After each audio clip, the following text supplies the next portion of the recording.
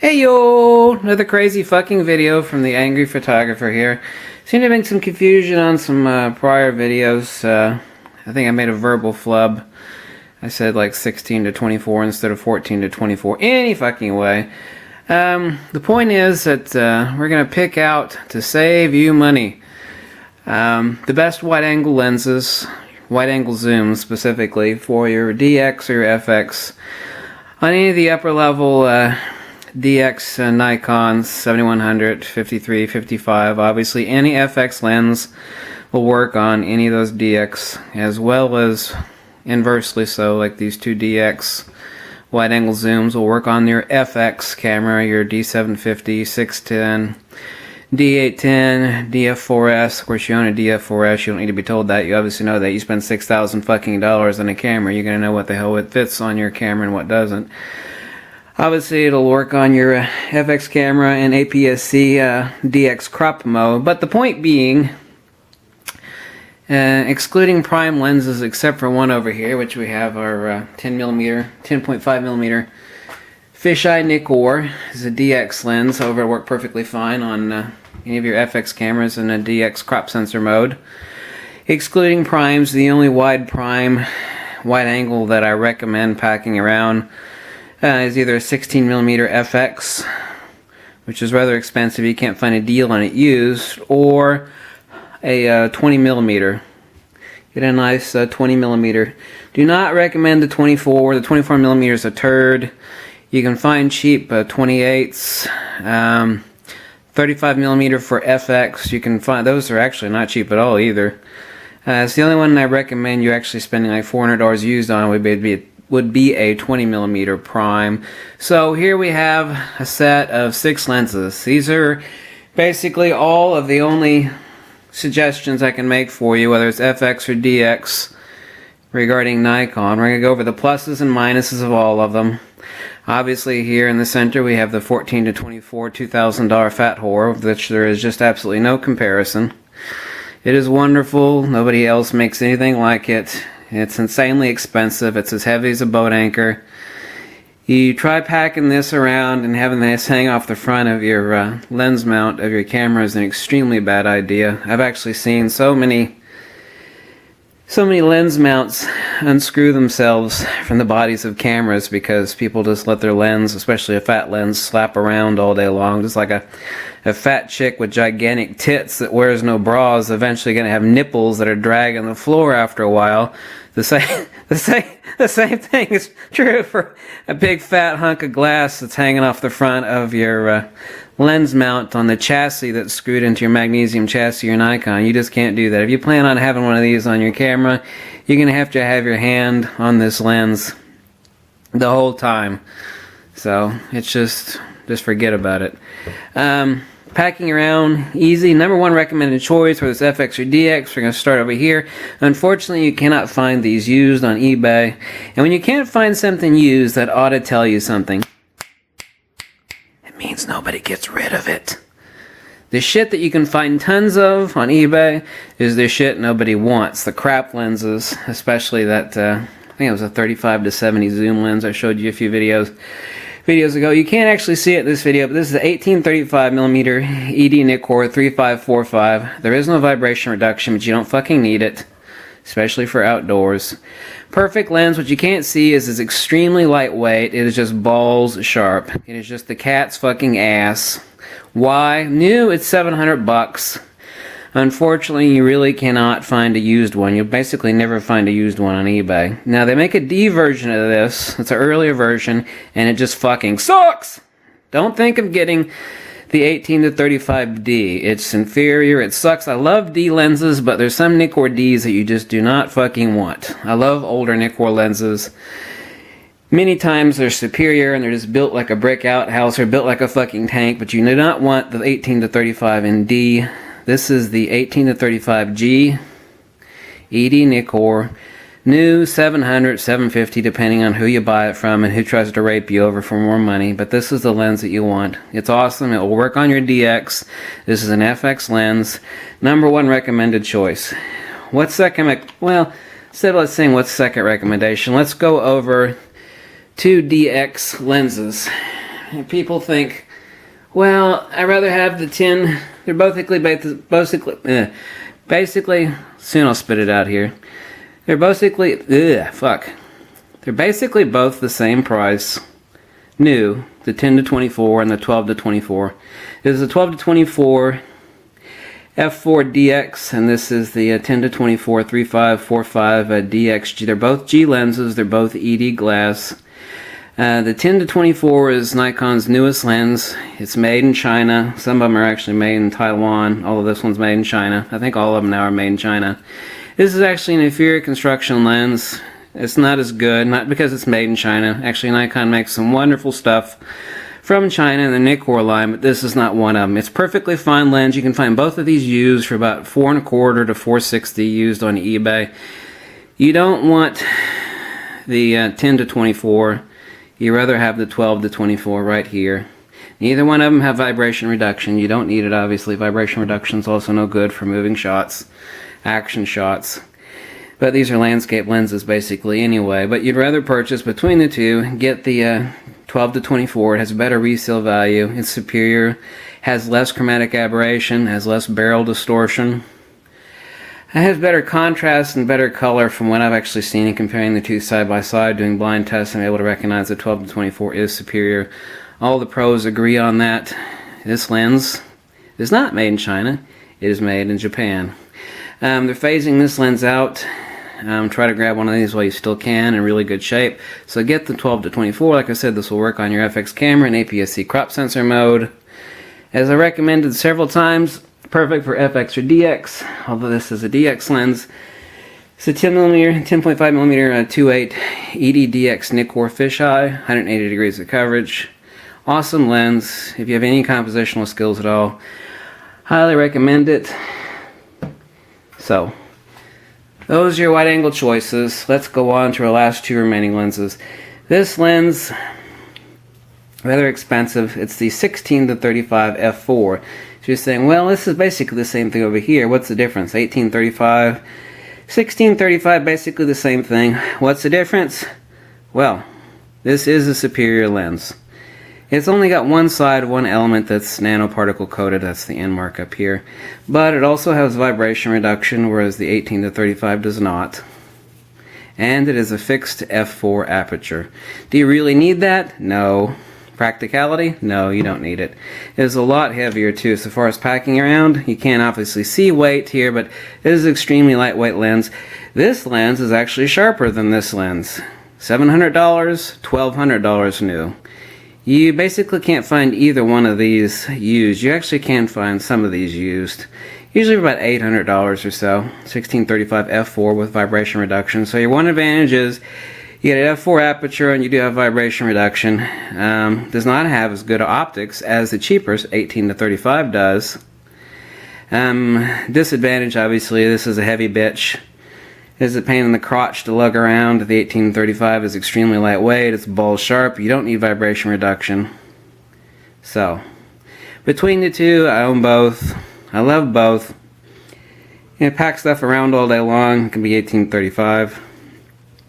I really can't see much more than a narrow spectrum of where I would grab this 16 and 35 f4 over the 18 to 35 3545. Obviously, the king whore out of all of them, the unobtainable. By unobtainable, I mean it's obnoxiously expensive. The 14 to 24 2.8 is just a heavy bitch. It's the lens everybody lusts after. Is it awesome? Yes. I mean, is it just worlds above what anybody else can duplicate? Yes, it is. And by God, if you own this lens, you better have fucking insurance on it, because you drop it, you're just fucked. I mean, you drop this on a carpet 3 feet to a heavy shag carpet, you're going to ruin this lens. It's just so easy to destroy a lens. Actually, the downside, people think that some of Nikon's much more expensive lenses. This is one of the Trinity lenses. The other lens is a 24 to 70 Nikkor 2.8, which I also happen to have. I showed you in a prior video. These lenses, people think, well, these are built like tanks. You know, these are the premier Nikkor lenses. They are, but they're also high precision. High precision typically also means extremely fragile. This lens, and especially the 24 to 70, the 24 to 70 is very easy to break. I mean, you look at it sideways, you'll break it. They're always getting sent in for repairs. I don't mean always, but often. You just can't roughhouse these lenses like an old D-lens Nikkor. An old D-lens Nikkor you can slap around like a redheaded stepchild, and you can't think of doing that to this or the 14 to 24, the 24 to 72/8, or the other flagship lens, the 70 to 200 2/8 with vibration reduction. You just can't do it. Do I recommend this lens? If money's no object, having this lens is just short of a necessity because it's just that fucking awesome. Obviously, downside, as you can see, is there's no fucking way to stick a filter on the front of this thing. You scratch the front of it, you're fucked. And by guys, that's $1,000, basically $2,000 with tax. So number one recommendation, as I told you, money being no object. Say, you know, you got all the money in the world below, and you only buy a couple lenses. Say, you can only buy, of the 6 lenses I've got laid out here, and you say, well, you can only own 2 of them. Doesn't matter whether it's FX or DX. Which would be the 2 lenses you would buy? If someone were asking me that, I would say the fisheye, not number one choice, but that would be one of them. And the second one would be, unquestionably, the 18-35 3545. It's just awesome. It's lightweight. It's balls sharp. It's not that expensive. It's just a cat's ass. I mean, it's just fucking awesome. And you damn well better have insurance on this expensive shit, especially on lenses like this and this, or like a $3,000 Nikon D810 body. Need to be insured for theft, accidents, or drops. You know, somebody sees you with that expensive camera and they want to rob your ass. You know, you either better have insurance or you bust a cap in their ass. I'm just saying that, but I do keep a Glock 21 in my camera bag for self-defense. Not only am I a concealed carry holder, I'm also a concealed carry instructor for the Department of Criminal Justice, although I'm letting my license expire because it's not worth keeping. I also own a little shooting range. That's kind of off topic.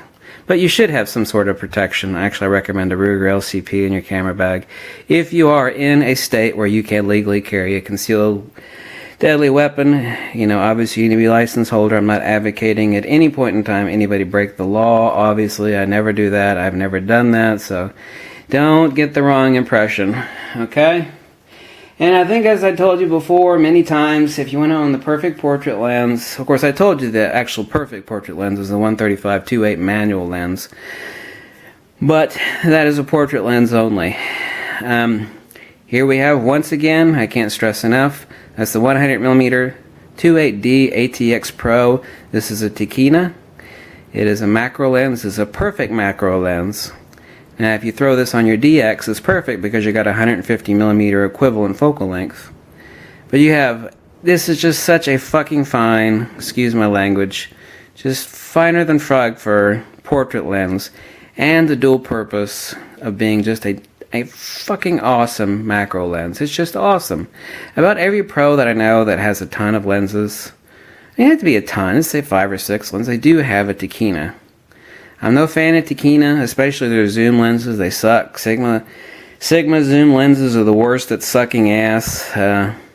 Tikina is right barely above that as far as their zoom lenses sucking ass. Tamron makes some nice zoom lenses like their 70 to 200 to 2.8, which I have. I've showed you that in a prior video. But a lot of the Tamron zoom lenses suck ass too. They just got horrible barrel distortion. They got autofocus issues out the ass. Here's a tip for you. If it's an off-brand lens, Sigma, Tamron, Tikina, and it's a zoom, I don't care if it's 11 to 24 or whatever the fuck it is. Avoid it, screw it, fuck it, ditch it. Don't think of buying it. There's some exceptions, like the Tamron 70 to 200 VR, which I happen to own, and basically every pro owns because it's $1,000. Not only is it $1,000 cheaper than the equivalent Nikon 70 to 200 VR, but it's also faster, it's quieter. But generally speaking, there really are extremely few exceptions where you want to buy an off-brand zoom. Now, off-brand prime lenses, that's another matter altogether. But except for a few lenses, fuck it when it comes to buying off-brand zoom lens. Well, I'm going to save a whole lot more. Here's a tip. You can buy an off-brand zoom lens, which will guarantee you'll be a piece of fucking shit 99 times out of 100. or very close to it. Or you could buy a used, crusty, older, perfectly working Nikon D lens for the same price or less off of eBay or your camera store, something you trust. You got something far superior for the same amount of money or less, and you could trust it. You don't have to worry about it. Send me any questions if you have a question about a lens, because I've owned them all or I've used them all at some point in time. I probably have a duplicate of whatever the hell it is you're asking about. So that's the course on wide zooms for Nikon FX and DX. Like I said, #1 choice. You know, finer than the wax crotch of a Swedish supermodel. We have the 18 to 35 3545. Do not get this lens in the D version. D version has a aperture ring here at the bottom. This is a G, okay? G for gelded or castrated. There's no aperture ring on the G's, okay? So this lens is available in the older D, but you don't want it because it's a fucking turd. Get the G, which is what this is. No aperture ring. Okay, so get the 1835 3545 EDG Nikkor. Very lightweight, not very expensive, balls sharp, or as the professionals say, oh, it's tack sharp. You know, whatever, balls sharp, tack sharp, whatever the fuck, it's very sharp. Second recommendation, everybody basically needs a fisheye. Not so much for practicality, but it's just so much fun. You know, this is, you know, if your wife is a good lens, then this is the crazy ass hooker you want to have sex with. You know, this is a lens you cheat on your other lenses with because it's so much fun. How's that for an analogy for you? Crude and yet informative. I love crude. I mean, I love things that have a double purpose. Crude yet informative. Second best recommendation, I've already told you, get the 10 to 24. Made in Japan, superior than the, get the 12 to 24, excuse me. Get the 12 to 24, not the 10 to 24. 10 to 24 is made in China, it's inferior. It's the newer lens, but the older, slightly older lens. The 12 to 24 Nikkor, made in Japan. It's better optics. It obviously doesn't have the same focal range as the 10 to 24, but screw it, you don't need 10 to 12, okay? And this is a heavy bitch, although it's awesome. And it doesn't have vibration reduction. And it does have a 1/2 of one element that's nanoparticle coated. And it does have a fixed f4 aperture, which is sweet, but you, generally speaking, will not need that. I mean, what do you plan on doing? What do you plan on doing? Do you really need a fixed f4 aperture? Do you? Do you? Most people do not. This lens is $1,200. It's a heavy bastard. It's awesome, but it's still not as sharp as the 18 to 35. So that's your pick. And of course, if money is no object and you want the Swedish supermodel lens, and you damn well better get insurance on it. As soon as you buy this lens, if you don't insure it, you're a fucking idiot! Because it's so easy to destroy this thing. And if you plan on getting it fixed for anything less than a fortune, then you are just smoking crack. Okay? You are smoking crack. Because Nikon will squeeze your ass for every penny if you damage this lens. Well, I'm going to get it fixed. It won't cost that much. Yeah, right. Oh my God. So, there's another edition of The Angry Photographer. Send me any questions about shit you want reviewed or discussed. So, I'm trying to help you so you don't piss away money and you make the right choice. Because there's nothing worse than pissing away your money on a lens that you don't know if it's any good or not. Because every YouTube video out there, I swear to God, is some asshole that owns 3 or 4 or 5 or 6, at most maybe 7 lenses. Oh, this lens is just the best thing that was ever. Shut the fuck up. You don't know what you're talking about. You know? That's like a guy that's only slept with 2 girls in his life. Well, my wife is just awesome. Well, yeah, she's a fat, ugly bitch. You know, what's your basis of experience? You know? Well, you know, when you say it like that, it's kind of logical. It makes it. Yeah, exactly right. A large spectrum of experience gives you a more informative decision for making a logical decision so you don't piss away your money. Whew. I gotta stop making these damn videos at 2 o'clock in the morning. Anyway, there's another one. Yes, this video is long-winded.